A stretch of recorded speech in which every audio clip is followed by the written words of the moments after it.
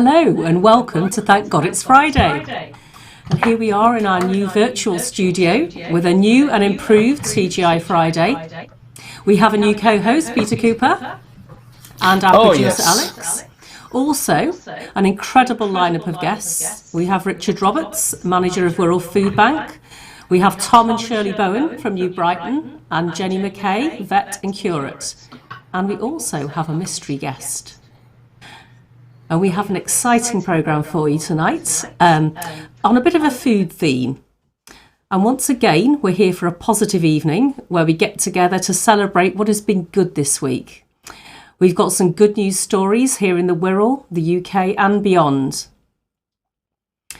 So here we are in the 7th week of lockdown, but with some hopeful signs of the beginnings of easing up. And whether you're glad about that or worried about that or still going stir crazy, maybe missing seeing some important people in your life, it's really important that we take some time out to appreciate what is good in the world. And that's what this programme's about. Because there are always good news stories, there are always things to celebrate. But of course, vital to the programme tonight is everyone here who's tuned in. And we would love to have your input. In fact, we need your input. So please feel free to comment on Facebook whilst this programme is being presented. And if you've got any questions for our guests, please share them. And if you have some good news stories of your own, we'd love to hear those too. And as ever, we're focusing on good news stories and steering clear of politics. So now, since our last broadcast, which was a couple of weeks ago now, many places in the world have been moving towards the easing of restrictions. And this has brought out the amazing creative talents that we've seen so often in this show. Now, first up, a German cafe recently restarted its business serving customers outside.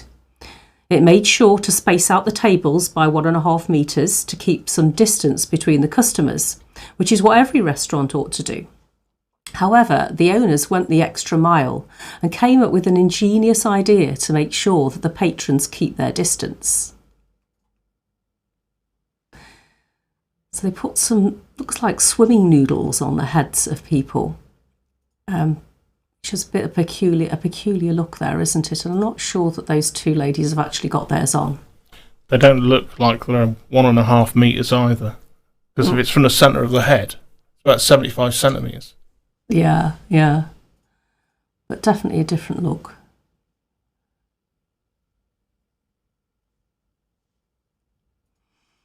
And next, still on a food theme, have a look at how this restaurant in Amsterdam is embracing social distancing. Diners are seated inside these sort of glass concept houses, which can accommodate 2 people comfortably and 3 at a push. And of course, solo diners are welcome too. And those long wooden planks, I think you can see one there, are used to serve diners. So it's a simple but clever way of ensuring that the staff can maintain the 6-foot distance. Looks more like a greenhouse to me. It does a bit, doesn't it? And another challenge of opening up is how do you get your hair cut? And I'm waiting for that one here. So let's see what some of the other countries have already come up with. So we've got 2 examples tonight, one from a ladies' hair salon in Italy and one from a barber in New Jersey.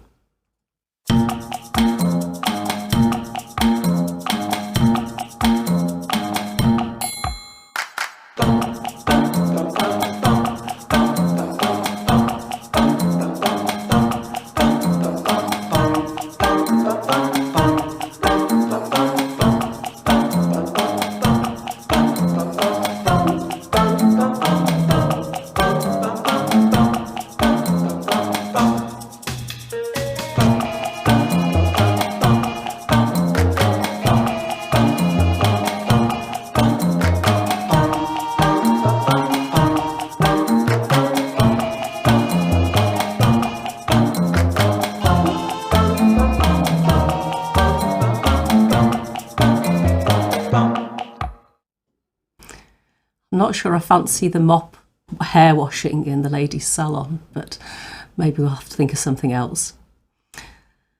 Well, now it's time for our first guest. So a very warm welcome to our first guest, who is Richard Roberts, the General Manager of the Wirral Food Bank, who has played a key role in making sure that despite all the changes and difficulties and restrictions due to COVID-19, those in need of food are able to receive it. Hello, Richard. It's great to have you with us. Hello, Elaine. Nice to be here. Good. So, Richard, tell us a little bit about your role as manager and how it came about. Yes, I started to volunteer at the food bank in 2013, and about 2 or 3 years later, I was asked to help out in the management, and that led me to become the manager of Wirral Food Bank. Oh, great. And so what's happened? Tell us what's happened since the COVID-19 crisis began. You know, what sort of issues have come up? Yeah. I mean, just before COVID-19, we were seeing a year-on-year increase in demand on our food bank. But when the lockdown started to take force and when the government announced its certain restrictions, we realised for the safety of our clients and indeed our volunteers, we couldn't operate our normal 15 food bank centres. And in association with Wirral Council and other charities, food charities, we decided to come together and support the Wirral Food Hub operated by Wirral Council. And since then, we have, through the goodness of everybody on the Wirral, donated to that food hub over 46 tonnes of food since the 30th of March, which is an incredible amount. And that, we reckon, supports around 4,000 people. So if you consider we supported 15,500 to 16,000 people last year, since March alone, we've supported over 4,000 people in that short period of time. Well, that's incredible, isn't it? And I think sort of what struck me, sort of knowing a little bit about it, is sort of how many organisations actually came together. Because prior to COVID-19, am I right in saying there were a number of organisations involved in sort of providing food for people who may need it in an emergency? Absolutely. And actually, it was actually very quick, wasn't it? How once everybody realised the problem, that the organisations actually came together in that way and put aside their individual agendas, if you like, to actually make sure that the service could be provided for people who need it. Absolutely. At the end of the day, the most important person is the person who needs the food. And we've all worked to our strengths. We've combined our volunteer force that are able to help, and they come together in the hub. And I just want to put on record my thanks to the 45 food bank volunteers at the hub, and there are about 10 at our warehouse supporting us in sorting the food and getting it to the hub. But together with other food charities, we've come together and we all work to our strengths. Oh, that sounds fantastic. Because I think, am I right in thinking it had to you had to sort of create a central warehouse, because that wasn't in existence before, was it? So that's one of the things that... That's correct. And is it right that is food delivered now? How exactly does it work for people? Yes. We still have our warehouse, and people can donate food to our warehouse, and indeed they are, and all the supermarkets. We then deliver that food to the hub, and it's important to note that we provide the dry food, the ambient food, and Neo Cafe and other charities, they will put together the fresh food element, and that is delivered to the individual. So the individual will contact the Wirral Council Food Helpline or go through the website, and they're assessed and they're provided emergency food support. And that can either be as a food parcel or a supermarket shopping voucher. Okay. So people would need to sort of contact that number if they either needed help themselves or there's anybody else they knew needed that support. Then that's a central number to go to. That's right. 015 666 50 50. Okay, that's great, and well, hopefully we can put that up. But so that sounds like quite a very well focused process, really, doesn't it? But actually, it is. And so, have you got presumably then you've had to take on a lot of volunteers for delivery as well? Have a lot of people come forward for that? Yes, that volunteer aspect is managed by the hub. Okay. So we provide our volunteers to effectively sort the food at the hub, put it into Right. the boxes. And Wirral Council have brought together a volunteer force. And most of that has been supplied by the different voluntary organisations that are working at the hub, and indeed council's own staff are also volunteering to drive the vans and deliver them, etc. So it's a combined force, and I conference in 3 days a week with Wirral Council, and it's a great opportunity to hear the good news stories and how everybody's doing. Yeah, that's great. Yes, I'm aware there are very, very regular teleconferences, aren't there, as you say, several times a week to make sure that that's continuing to work well, isn't it, and being adapted if necessary. So Absolutely. yeah, and so how well is it working? Does it it sounds like it's working very well. Was that your experience? I mean, from our side, we're getting the food in, we're providing the food to the hub, and it's going out, and people contacting the hub. We've had emails back to say, thank you for your support, thank you for the food, even if they've contacted us late in the afternoon. During the week, we're able to get that referral through to the food hub, and most of the time that food is delivered that evening. We also have Citizens Advice that we support. They have a full-time advisor dedicated to the food bank, and she's also providing advice in terms of benefits, housing issues, because a lot of people are facing massive challenges at the moment: low income, no income, benefit issues, and all those things conspire to make the situation worse. And I think it's important to note it's not people that are directly affected by the COVID illness. It's people who are affected by the consequences of no job, of low income, of debt, etc. And we want to try and address the underlying issue there. Yes, yeah, sure. And I think that sort of thing, as you say, has been exacerbated by the citrus virus, hasn't it? I think that's probably an issue. Yeah, so does that mean there's been a much bigger demand then than say pre-COVID-19 in terms of how much food's needed? Yeah. Yeah. And well, even in our own figures, since March till last week, nearly 4,000 people in 3 months. Last year we helped 16,000, so you only have to extrapolate that. Trussell Trust have seen an 86% increase in food bank demand during the peak period, but there is an expectation that demand will continue. And if I may, a worrying statistic this week that BBC announced, obviously the government announced more people on universal credit, an increase of 1.2 million. The biggest increase is in the Northwest. Right. And last time we saw universal credit introduced for the first time, we saw a 35% increase in food bank usage. I don't know if that's going to be the same, but the omens are not good in terms of the COVID legacy, and people are going to be struggling for a long time to come. Okay. So, and is there any way in which our viewers could help? Is there something that could be done? Yeah, I have to say, first of all, your viewers are doing an incredible job anyway. I'm amazed at the generosity of the people of Wirral and the ingenuity of how they get the food to us. Ordinarily, churches have supported us with 40% of all our donations. We know that's not possible at the moment, but people still donate the food, and some people have made a financial gift or regular standing order in lieu of that food donation. We never go out and seek funding of that sort, but God's answered prayer there, and we're able to use those resources to buy the food we need. So it's difficult to ask for what more can they do. Everybody's doing an amazing job, so keep doing what you're doing, I think, is the key message there. So that's through giving food in supermarkets. I think is probably the place a lot of people do Correct. When they're doing their shop, isn't it? Making Absolutely. sure people putting things in the trolley, and if people wish to make a donation, it'd be the contact details that we're putting up now. Correct. I presume for Correct. people to go for. Correct.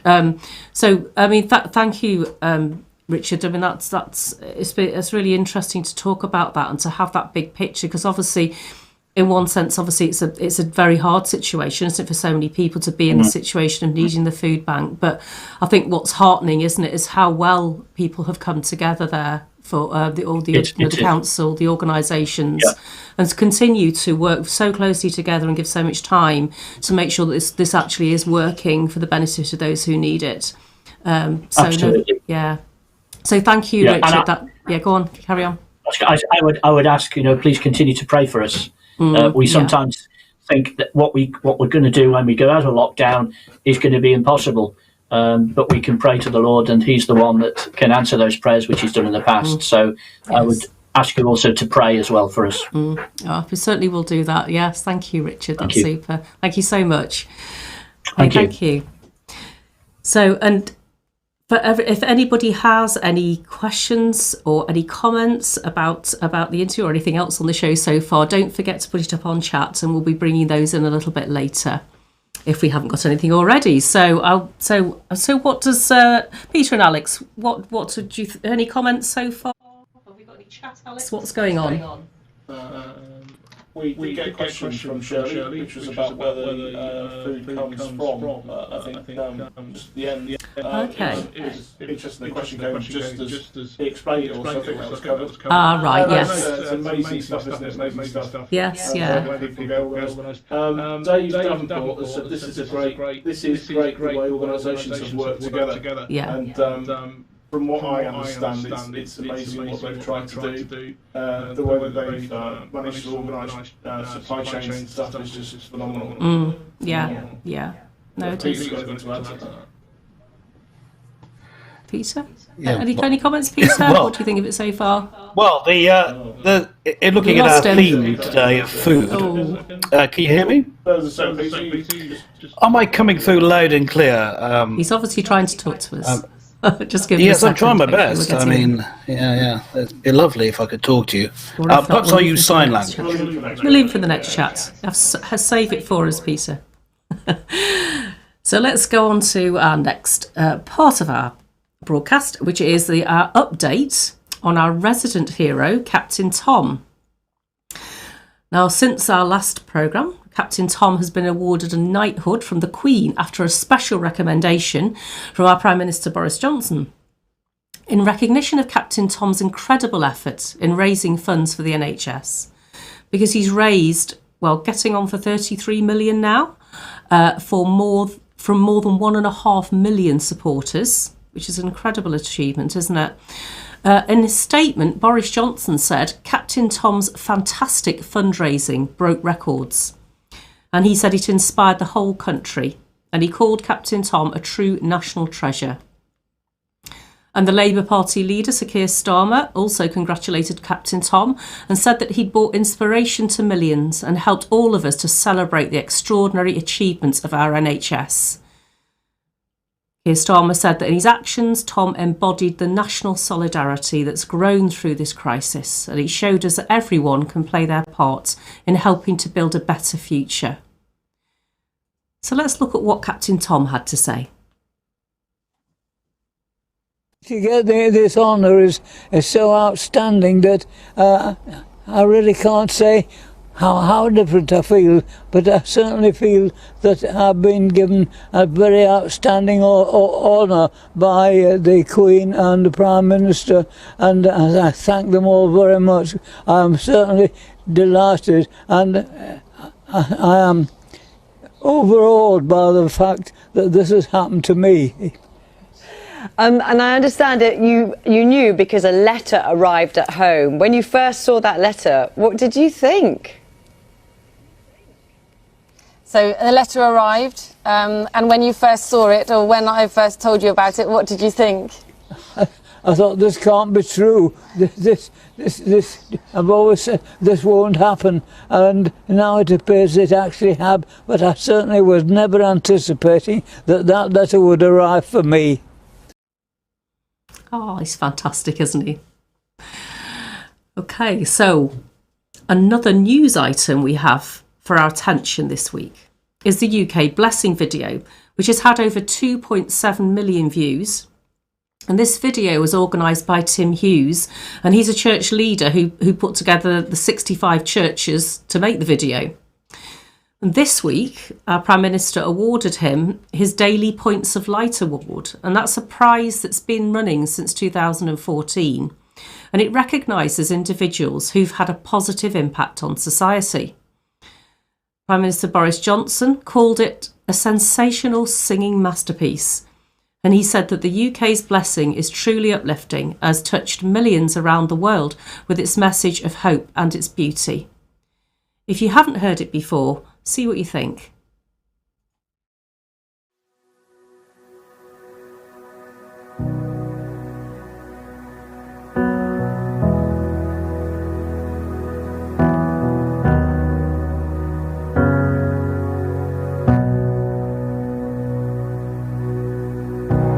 Lord bless you and keep you.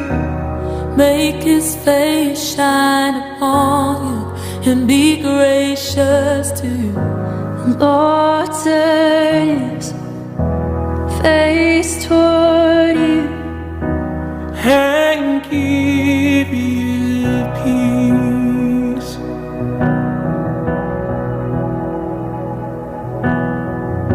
The Lord bless you and keep you.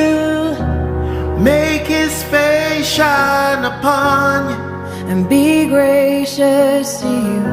The Lord turn his face toward you and give you peace.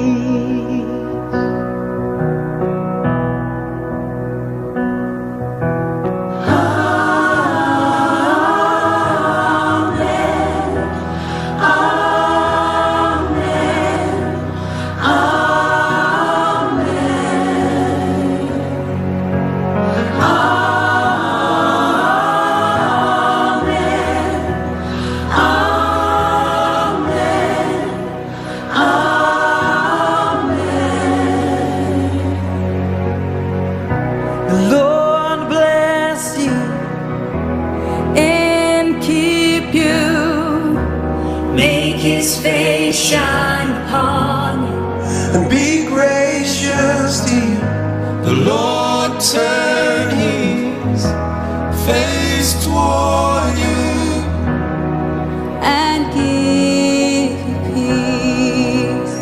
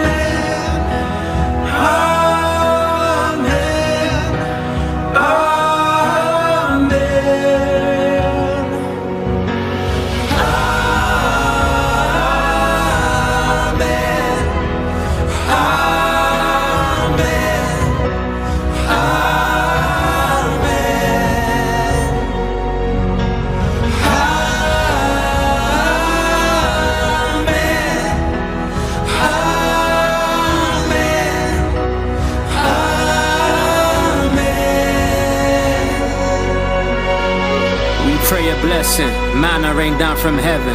This isn't second guessing. We know that we are protected. May the peace that surpasses all understanding be our message. Grace and favors in your nature, in your essence. May his favor be upon you and 1,000 generations, and your family, and your children, and their children, and their children.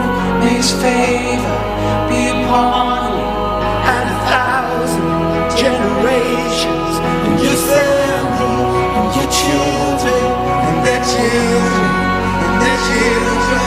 May his favor be upon you and 1,000 generations, and your family, and your children, and their children, and their children. May his favor be upon you and 1,000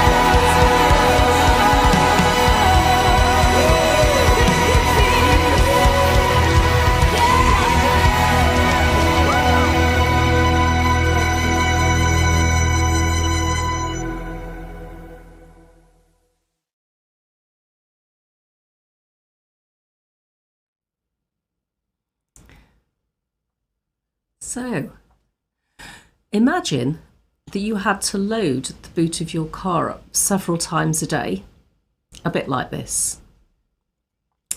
Well, that is something that our next guest, Tom Bowen, with his wife Shirley, have been doing to make sure that those locally in need of food during this crisis are able to receive it. So let's say hello to our next guest, Tom and Shirley Bowen. Hello. Lovely to have you with us. Hi. Great to see you.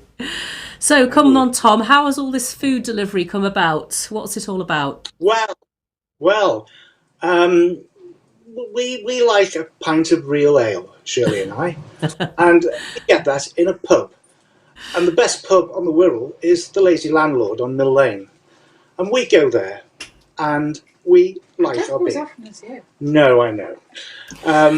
That's coming back to that because for the last 2 years, 2.5 years, Shirley and I now, since Shirley started, since I retired, have been delivering food bags for members of Shirley's CAP Life Skills course being run at New Brighton Baptist Church.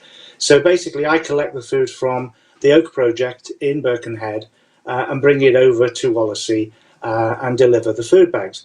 Usually it was about 8 to 10 bags on a Wednesday. So consequently these were paid for bags, by the way, so I bought them and sold at £3 each, for which you would get probably £25 worth of food. And that's still going on. But every Wednesday I would come up to the Lazy Landlord with a pocket full of pound coins, £2 coins, 50p pieces. And Lenny, the landlord of the Lazy Landlord, knew to expect this on a Wednesday, and I'd exchange these coins for £10 notes, etc.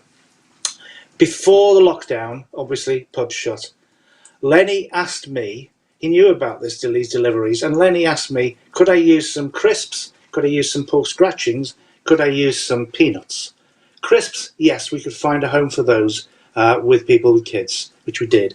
Pork scratchings, not too sure about that because of teeth. Talk about that. And peanuts, allergies. So what we did, we took the cards of peanuts and pork scratchings down to the Heart of Egremont social supermarket off Union Street in Egremont, and we saw Jess, who actually runs that. We asked her if she could use them in the shop. She welcomed us with open arms and said, yes, we can use this. While you're here, come and have a look what we're doing round the back. At the back of the hall, it's the old Mission on Union Street. In the back hall, which is usually used for netball, for taekwondo, martial arts, there were tables laid out, and there was about half a dozen people, and they were loading bags. The white Morrison's bags, that paper ones. And we were very impressed, and we basically said, wonderful. And we spoke to Alan, who said, we need drivers. This was about midday. So we said to him, we're free, can we come round? So we went back at 2 o'clock, and that afternoon we delivered 8 bags. New experience for us, seeing new people rather than the ones that we delivered to on a Wednesday. It was rather funny because it was really like being children again, ringing on the doorbell and running away. Well, not quite. We'd leave the bags on the doorstep and we'd wait for somebody to come, chat to them, tell them where the food was coming from, tell them that do they need any more? Yes, please. So we'd come back later in the week. That was a 3 times a week session then. At the same time as this was going on, which was just before Easter, John Cheek, the new pastor at New Brighton Baptist Church, contacted Morrison's in New Brighton. And after a dialogue, Morrison said, yes, we can help. We can help. We didn't have anything to do at the time, but John then approached Shirley and I after we'd been doing these deliveries from Heart of Egremont. He said, deliveries. So, yes, we did a delivery for New Brighton Baptist Church. This has now grown, and we've had a wonderful response from people in Morrison's. We can get past the security guards. It's wonderful because we're given a call to get down to Morrison's, and we can pick up food bags, food to put into food to take out to the public that need them. So basically, that's how it's come about. Okay. So over the last 7 weeks. wow, so it's sort of expanded. I think we've actually, just before I ask you another question, Tom, I think we've got some photos of the that packing you were talking about in the Pride of Egremont. Have we got those for everyone to have a look at? Volunteers there, packing everything up, ready to go. Yeah, so that's what you've been doing. Wonderful. So tell me about how this is. So now you've got a sort of a developed partnership. So now Morrison's are more involved, and obviously those volunteers already at the Pride of Egremont. So how's that developed? So Heart of Egremont. Heart of Egremont, sorry. So how's that developed? What are you doing now that was different? Are you saying it's sort of expanded? So what you know, in what are you doing at the moment? How often are you going out delivering? Well, to give you an example, before this, before Easter, we delivered roughly 8 bags a week, not including the ones on a Wednesday. 3 times a week. 3 times a week. It was 3 times a week. And it's gone up. It's gone up. Now we are delivering bags twice a week for Heart of Egremont, once for the Oak Project, and once for New Brighton Baptist. So last week we did 90 deliveries in total to parents who are stuck at home with their kids. They can't take their kids to school. They haven't got the income. We are seeing so much that is quite emotional, really, some of the sites we're seeing. But what's also was wonderful is the response we're getting. It's really good. Excuse me. But it really is a case of speaking to these people. And this has all come about because when we first started this, we weren't used to doing this. My wife and I working together. You are joking. Yeah, working well. It's working well. But when it started out, we were amazed at the number of people who were still in their pajamas at 2-3 o'clock in the afternoon. And by the time we counted people in pajamas, and I put a post on Facebook to say 10 pajamas today, 12 pajamas today. But we realised that the people in pajamas were actually smiling. So what we were doing, we're giving them smiles. Yes. So we've now started counting the smiles. We've now started counting the and not counting the kids, not counting the partners. We got 19 smiles today. That was a good day. Oh, that's fantastic. Yeah. So obviously fulfilling a real need there, isn't it? As you say, for people who perhaps can't get out or you know don't have income, and it's lovely that people are coming together, isn't it? You've mentioned several places you're working with, if you like, Morrison's and your church and the Heart of Egremont as well, actually pulling together to meet that need as well. Yeah, so that's great. I mean, is there anything that other people listening could do to help yourselves in what you're doing and what you're providing? Well, do you answer that one? Can I first of all say that the people that are coming to us, a lot of them are falling between the cracks, so they don't get the food bank, because we do obviously value the food bank and all that they're doing. But a lot of these people, they've tried or they've had too many food bags and that, so we're not in competition at all. Okay. And the other thing to say is, at the beginning, as the numbers mounted week by week, a lot of it was people that were self-isolating, but now that the restrictions are being lifted, we were quite firm last week and said, can you get out now, or can somebody else shop for you with that? So some of the numbers dropped in that respect, but more have been coming. John Cheek has been in touch with Mount Primary School and New Brighton Primary School, encouraging the family support workers to refer people to us that might need some help as well. So it's lovely meeting some of the school parents and them as well. That's really, really good. But you say about how can people help? We're getting a mishmash of food, ambient food, occasionally bits of fresh food. But a lot of our people have got pets, have got cats and dogs, and I don't know what else they might have that we don't hear or see, but cats and dogs.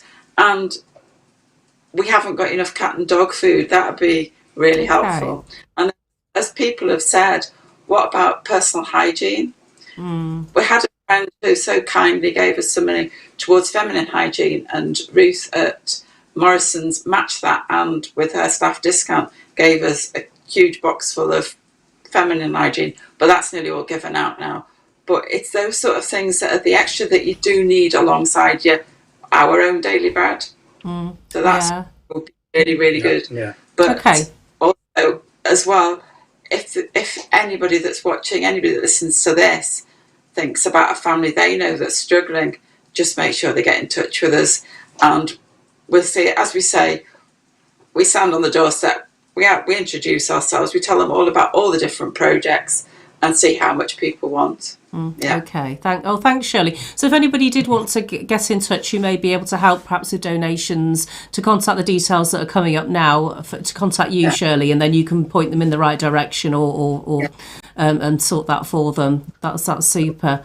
Well, thank you so much, both of you. That's been great to talk to you. It's a really worthwhile project you're doing, and again, another example of people coming together. Come on, Tom, what do you want to say? Can I just say a few things, because really this is wonderful.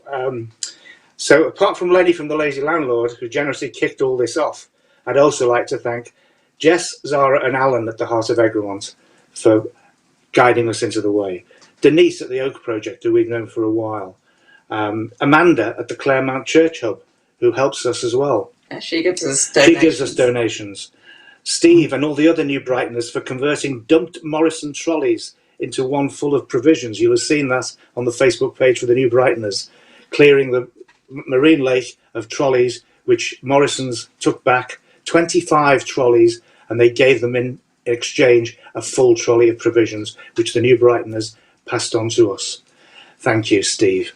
Mandy, the customer champion at Morrison's in West Kirby, for what she's done in connection with Ruth. TLT for their grant towards providing emergency provisions if we have to deliver something tonight. And of course, John Cheek of New Brighton Baptist Church for the timely contact that he made with Ruth Gibson, our own community champion at Morrison's New Brighton. If I've missed anybody out, please forgive us. Thank you. God bless. Oh, no, thanks very much. Thank you to both of you. Yeah, I'm sure everyone will appreciate your thanks too. Thanks. It's been great to talk to you. Thank you. So let's see what we think of the show so far. Is there anything else come up on chat, Alex? Okay. Any comments or questions about anything? How about me? Can you hear me? The chat hear me? Am I coming through? Loud and clear? See if we can get you heard as well. Oh, it'd be nice to be heard, just occasionally. I can hear me. Oh, I can hear you now, Peter. He's here. I can hear you now, Peter. Oh, that's wonderful. That's wonderful. Yeah, so I don't know if there's anything on chat. I just wanted to check if I can be heard. I'm getting a bit hungry with all this stuff about food tonight. You didn't think through this theme, did you? It's going to... But it is amazing how people have come together. But that was shown by the big list that Tom was doing at the end there. People all coming together and helping in different ways, and that was just with one little part of the big effort across this area. So it's interesting. But going back to right at the start of this show, I was looking at those noodles on the hats. Yes. Just going back to that, do you remember that in the cafe? And I was trying to say, but my mic wasn't working for whatever reason until the technical team got onto it. But if they were edible, then I think that would be a great idea. So you could just feed each other, but at a safe distance. You could eat. Actually, they probably are edible. I mean, I'm sure you could eat them. Look at sticks of rock or marshmallows or something, don't they? Yeah. Anyway, that's an idea. Marketing idea, everyone. Yeah. Might try that one out. Yeah. Oh, thanks. No sensible comments in the chat then. Anything in the chat, Alex? Okay. No, just everyone to join it, really. Well, that's great. I think they're having a great time. I'm glad everybody's Those are the sort of comments we like. Yeah. It definitely is. Keep them coming. Okay. Okay, thanks everyone.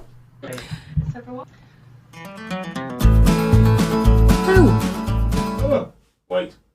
He's too speedy tonight with these videos sometimes. What I was going to say was that animals have always been a regular part of TGIF, and this week is no exception. But this week we have an extra special guest who is a real expert in this field. But let's have a little look at this video first.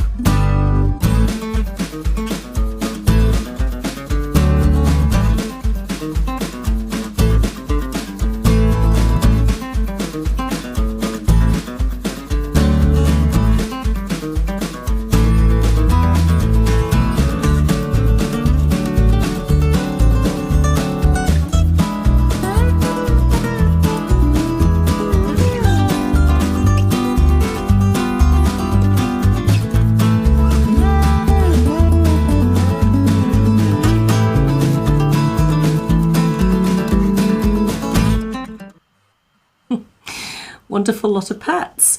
And now we have our next guest. This is Jenny McKay, who's coming to talk to us. Hi, Jenny. Great to have you on the show. Hi, Elaine. It's good to be here. Good. So, Jenny, could you just explain to our viewers sort of, you know, who you are, what you do? Yeah, sure. I was just loving looking at all those pictures of animals because I think, you know, when we're working at home, they just seem to want to crawl all over the computers and on the keyboards and on hopping boxes and things. Far too many cats, not enough dogs. Did you hear that, Jenny? Yeah. You can't give me enough cats. Anybody who knows me knows I'm a cat lady. Oh. Yeah. So, yeah, as Elaine said, yes, I'm a vet. You can probably tell from my accent that I'm not from the Wirral. I'm originally from County Antrim in Northern Ireland, and I've always loved animals, and really since I was a tiny tot, I've always really wanted to be a vet. So it was kind of a dream come true. So I studied as a vet in Dublin for 5 years, and then I came over to England where I worked in small animal practice in Doncaster for a few years. I'm a bit of a strange vet because I specialise in pathology. So I'm a bit like Inspector Morse for animals. Yeah, it's a bit like humans, you know. If you need somebody to do a post-mortem or you need somebody to analyse a lump or a bump on yourself, that's what I provide for animals in my job. So it's veterinary pathology, so it's a really very, very interesting, but quite odd. It sounds fascinating, Jenny. It sounds really interesting. Just hang on a minute, Jenny. I've got something, message. I think we've got an emergency Zoom call from Lisa from Cronkshaw Fold Farm in Lancashire. So I think we need to take that. Alex, have we got that coming through? This is Lisa, and Jenny, she wanted to show you her babies, and we actually had a Zoom call with Lisa earlier today. Now, you may think that I'm joking, but Cronkshaw Farm, where Lisa lives, have had the ingenious idea of allowing you to hire their goats for 10 minutes to Zoom bomb your meetings. What a fab idea. So we Zoom bombed with Lisa a little earlier today, and she'd just given birth to twins, and she was very keen to show them to us. Aren't they absolutely gorgeous? Oh, they're beautiful. Well, they can come to my meetings anytime. So yeah, so you're wondering if you had some advice for her, but maybe pregnant goats and goats who just given birth aren't necessarily what you would normally see. Well, they look as if they're doing really, really well. Very happy. They do. That's what I like to see. They look very healthy, don't they? So that was our surprise extra guest who's been waiting in the wings to just come and say hello. I thought you might appreciate that, Jenny. So brilliant. Yeah, but and Jenny, so you've been talking about being a vet, and but you're also a curate like myself, aren't you? Yeah. Yeah, that's right. So that's very unusual as well. Not only am I a veterinary pathologist, but I also I'm a curate. As Elaine said, I was ordained deacon in Chester Cathedral over the summer. Obviously, I'm a vet and I'm very, very passionate about my work. But during my life, I had a serious illness, and I really, at that point, was trying to reflect on things that were important in life. And I felt at that point that I was being called to do something in ministry. And it took me quite a while to figure out what exactly that might be, because I didn't want to give up my veterinary job. So anyway, it was like a light bulb went off in my head one day at lectures that I went to on the Foundations of Ministry course in Chester. And we had a speaker there, and he was talking about ministry and secular employment. And it was really the light bulb moment for me, in that here was an opportunity that I could carry on with the job I love, but yet obviously be available to people and be a recognisable person of faith in the workplace. Yeah. So it's a perfect combination. I really love it, and it's a great privilege to be able not only to work alongside people, but especially during these COVID times when people are really struggling and trying to understand what's going on, to help them work through some of these issues, and sometimes these are faith issues. Yeah, no, I'm sure I'm sure you're really helpful in that, Jenny. And as you say, it's a real privilege, isn't it, to be able to chat with people? That's great. Absolutely. So, yeah. Jenny, just to go back to the animal aspect of it, as a nation of animal lovers, I know that people might be interested, or I am definitely, in what effect, if any, the coronavirus might have on animals. I mean, I've seen different articles saying yes, they can catch it, no, they can't catch it, and I mean, what do you think? Have you got some information for us about that? Yeah, and there's a lot of conflicting information out there, and I think people have been really, really worried about what the situation with animals is. COVID-19, it's a disease of human to human transmission. So that is the way it is transmitted. There have been a very, very, very small number of cases in pets. I'm literally talking about cases I can count on the fingers of one hand. And animals have been very mildly affected. And in that case, there's been a link to the owner who's actually had COVID. So it's not animals transmitting COVID-19 to humans. Right. It's actually in a very, very odd case that the human has transmitted it to the pet. So I know people are worried out there about the pets, but you really shouldn't be. I suppose other things, it's important if you're self-isolating as well. Pets are important parts of the family, aren't they? And absolutely. Got any problems with your pets, get in contact with your vet. Yeah, because you say, our pets are an important comfort, aren't they, in this time as well? And I think it's a shame if people are worried about it, or, you've heard reports of people actually trying to get rid of pets. I think at the beginning of the crisis, perhaps when people had a bit of a panic. But so it's really reassuring to know that actually there isn't really any danger there, and we can have our pets with us and not have to worry too much about it. Yeah. Oh, that's great. Yeah. Oh, thank you, Jenny. So no, that's great to talk to you. It's really interesting. So I'm sure perhaps some of our viewers might have some questions for you, or some comments that we might be able to pick up a little bit later. But thanks for coming on, Jenny. That's fantastic to see. Lovely to be here. Yeah. Okay. Okay. Thank you See very you much. soon. Bye. Right, now Peter, our host, has another food-related topic for us. So over to Peter. Yes. Continuing with the food theme, let me tell you a little story going back to the start of this lockdown. It seems such a long time ago now. It's March the 24th. There's been an announcement from the Prime Minister that we're going to go into this lockdown, which he explained about the importance of staying at home, trying to stop the spread of COVID-19. Now, at this point, St Paul's Church, where I work, had a social supermarket in it.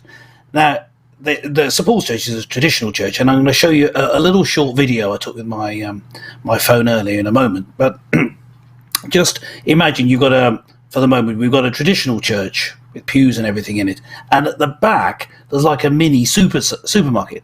The social bit of social supermarket means this. It means that the food comes from things that the big supermarkets couldn't sell because they're short dated. They're not out of date, but they're close to being out of date. And so we would get quite a range of different foods through different charities who deliver, or we go and get them, whatever.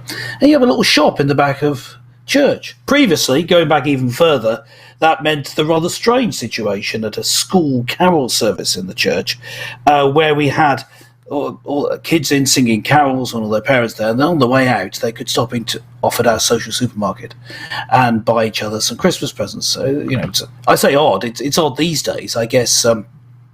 Back in the day, going back many years, churches, would be, say, the centre of a community. A church in a village would have things going on in it, going back 100 years or so, because it was the centre of the community. So it wouldn't just be worship; there'd be lots of things. These days, you tend to have a church hall. We sold our church hall, so we just have the church there at St Paul's. In the back is the little supermarket, and then the time where Boris Johnson makes his announcement, and we're on lockdown, so we're only allowed to go out for specific purposes, which includes getting food.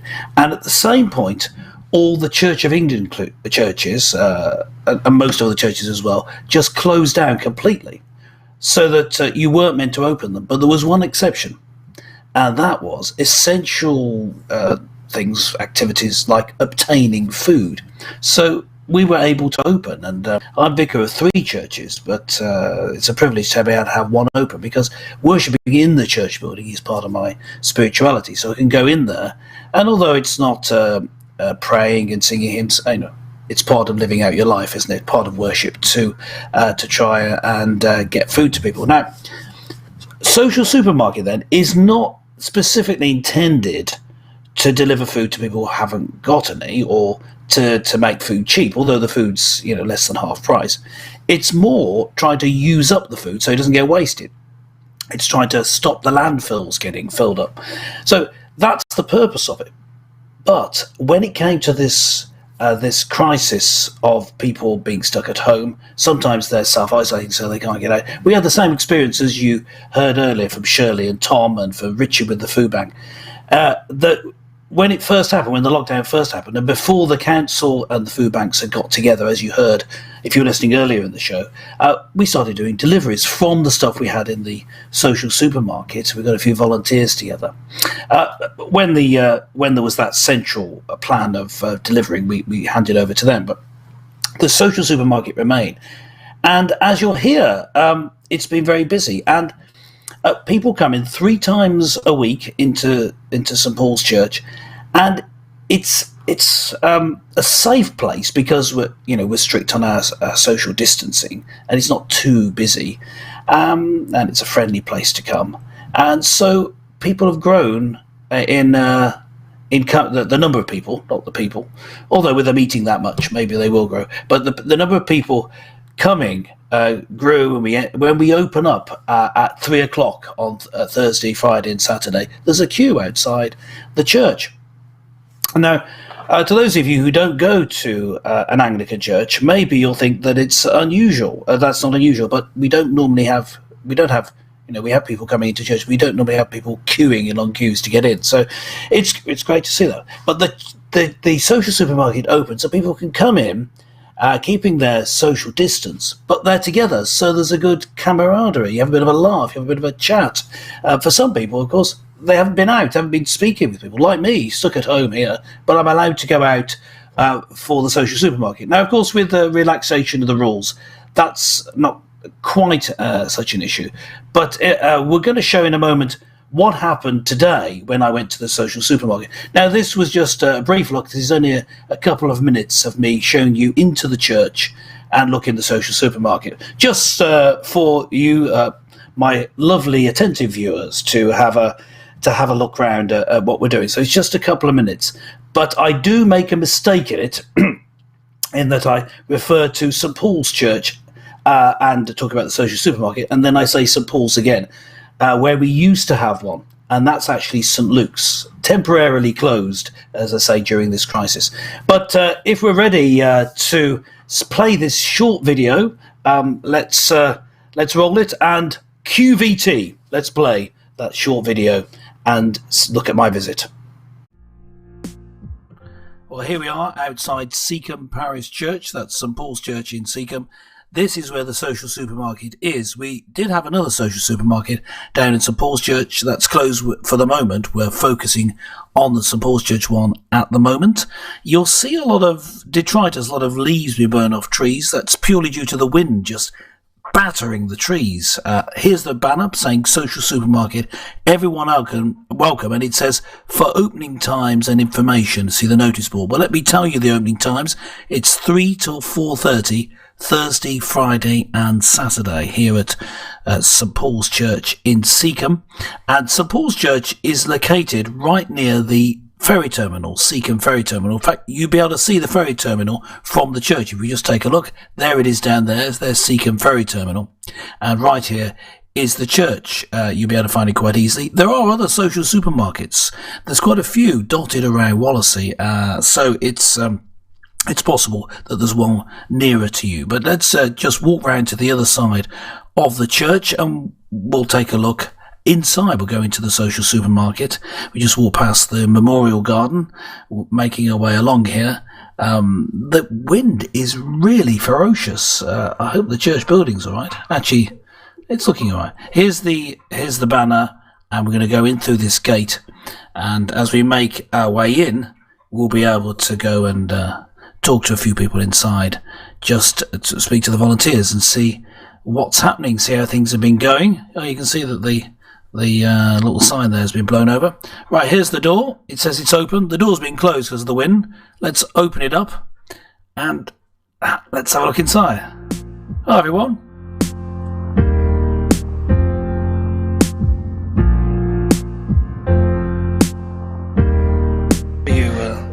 What do you think? How's it been going in the social supermarket, Rachel? Absolutely lovely. We've been had lots of people in. We've had lots of conversations with people, and we're offering nice food as well as lots of prayers if you want it. Yeah, has it been busier since the lockdown? Would you say? It has been. Yeah, it has been a lot busier. I think people are a bit scared to go to the normal supermarkets, and it seems like there's a bit more space here, and it's a bit more friendly as well. People have said it's a bit more friendly. Well, yes. I guess queuing up in outside a big supermarket is not the most fun in the world, is it? No, it's not. People like, there's lots of people who stand around and chat to people, and it's, it's fun.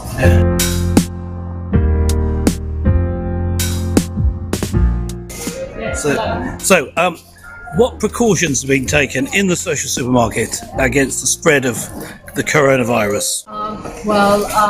We only allow one family at a time in the shop area. We make them wait outside until we've got enough room in the waiting area, and we've got places where they can sit, which is more than 2 meters apart. Yes. Okay. Also gloves. Gloves. And yes. Try not to talk to them too much.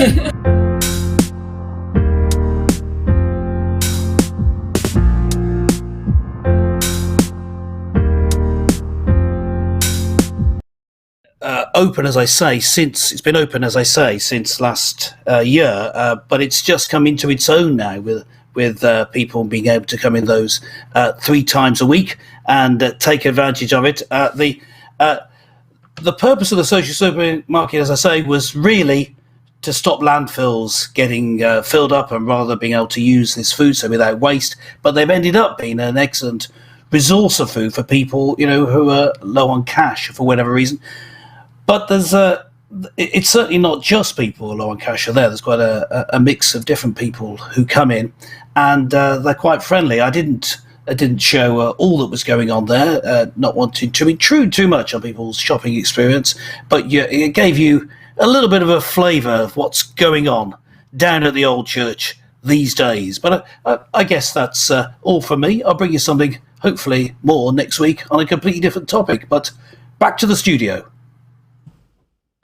Thank you, Peter. It was really interesting, wasn't it, to see inside the social supermarket, and it certainly looks a lot more welcoming often than the bigger supermarkets, isn't it? There tend to be huge queues, and it did seem a very welcoming place, and it's just really interesting to find out about how they work as well. So thanks for that, Peter. How are we doing? Is there anything on the chat to note? Alex, how are we doing? Right, okay, we have a quick look. Okay, we've got a question. Actually, I don't think I'm live. No, I am live. And we've got a question from Kathleen, and this is for Jenny. All right. The question is, so let's bring Jenny up a second. Let's bring Jenny up. Okay, can you hear me, Jenny? I can indeed. Oh, we can't hear you. 1 second. Jenny.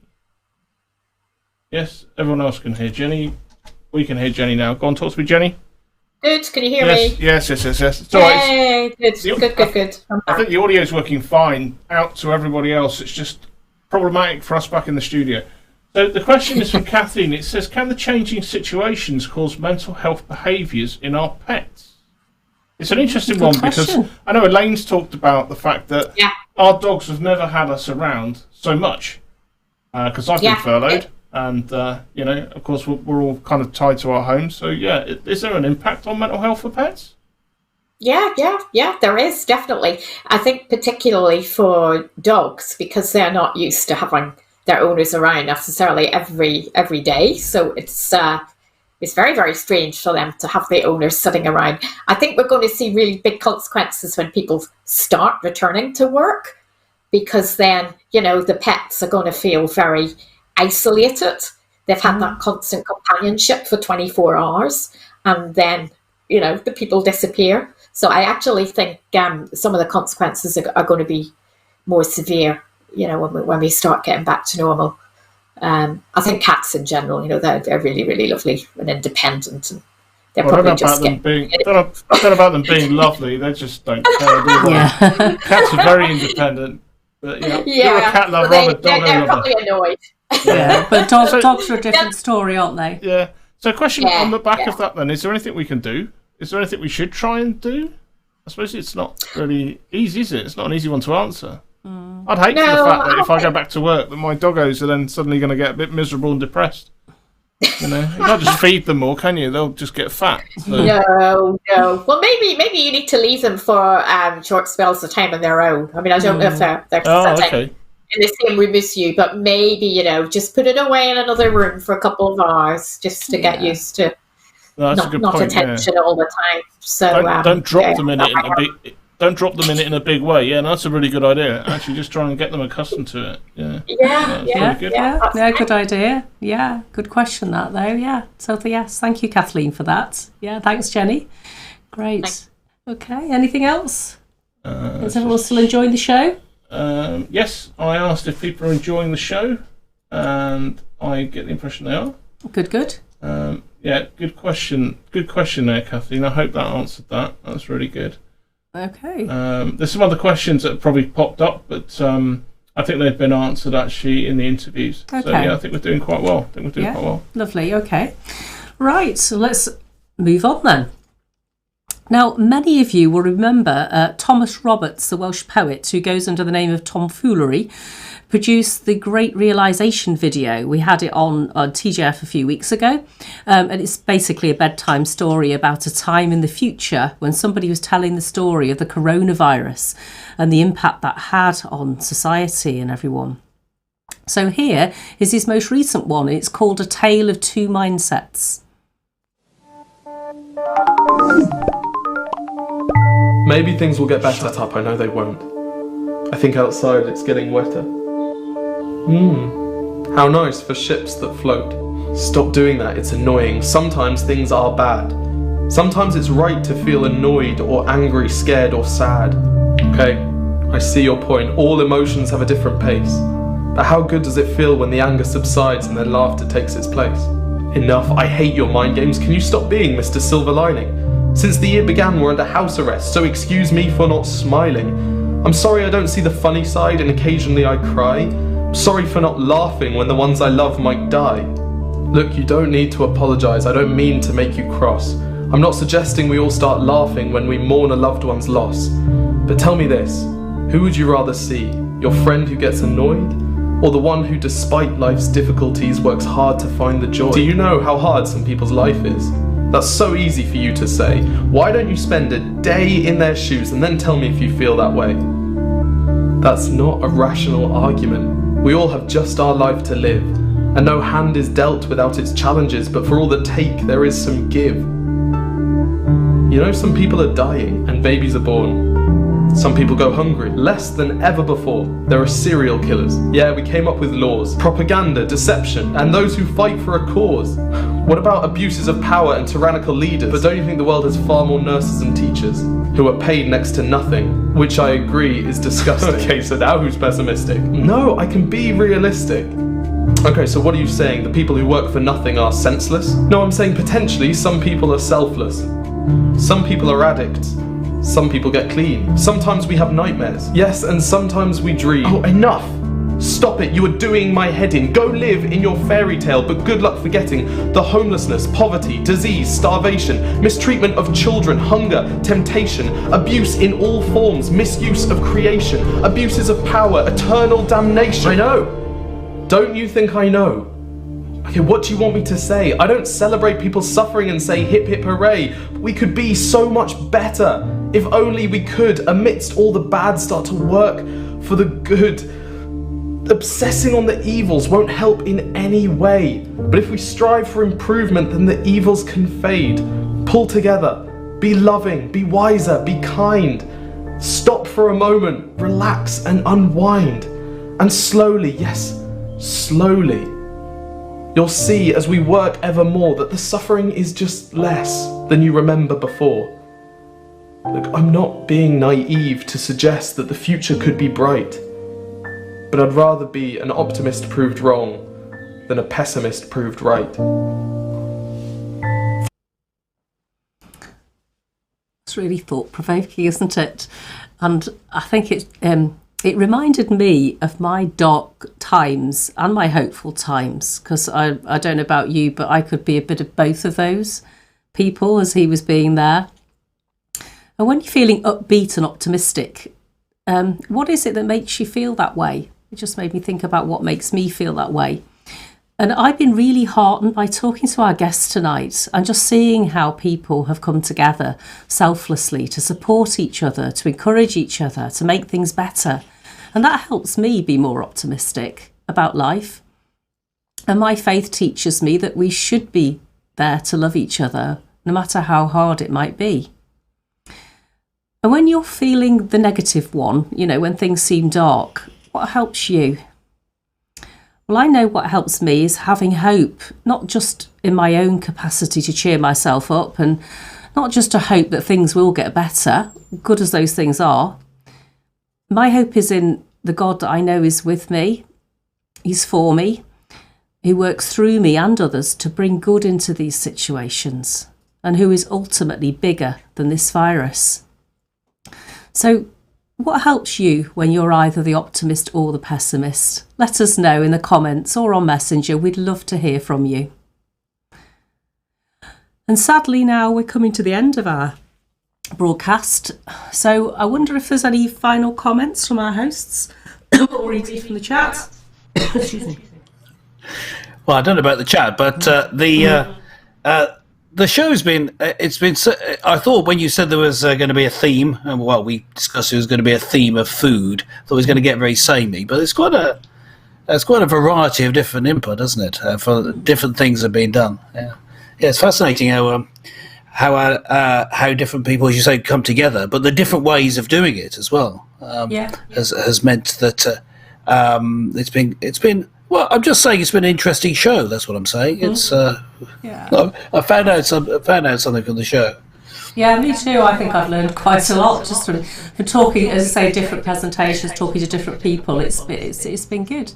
Oh, how about you, Alex? But also, another thing. There's some links between the different stories. Like Shirley Bowen was part of stuff we were doing at St Paul's, and I know the people from New Brighton Baptist Church quite well. But also, the food bank was in St Paul's Church and moved out to be part of the central effort. So yeah, there's interesting for me anyway. Personal links there. Yeah. I think for me, it's incredible what people do. And how they get energised to do these amazing things. I remember a bit of the backstory on Richard trying to do a really big organisation. I'm working with the council. Listening to Shirley and Tom's story is just amazing. The amount of effort that must go into that. It's this is personally on their shoulders. It's fantastic. We've had some really, really good guests, and I've just been caught vaping. So because I forgot I was on camera. So. Yes, this is just another one to get caught out. You're never off camera. Never off camera. Absolutely. Yes. But yeah, it's who was that politician? Gordon Brown. Remember Gordon Brown? Yes. Let's go down on Mike. Oh yes, let's absolutely. Yeah, we don't want that to happen. But yeah, excellent guests, and it's incredibly heartwarming. To be able to, well, for me, this is what my ministry is about, is to share these stories and be able to broadcast this stuff out with Elaine and with Pete. And it's brilliant that we've had these wonderful guests on. I just look forward to the further shows we do. Maybe next week we should bring our pets to the show so they don't feel lonely, as we were talking about earlier. Now that would be a good idea, wouldn't it? I have bring your pet to work. I've got one here. It's one of ours. Suddenly, yes. Already here. Suddenly a more attractive image. Yes, maybe I should swap me for him. Might increase the viewers. Yes. Absolutely. I'm saying nothing. Let's just check if there's anyone comments come up. I'm just going to quickly go through them. If there's anything else.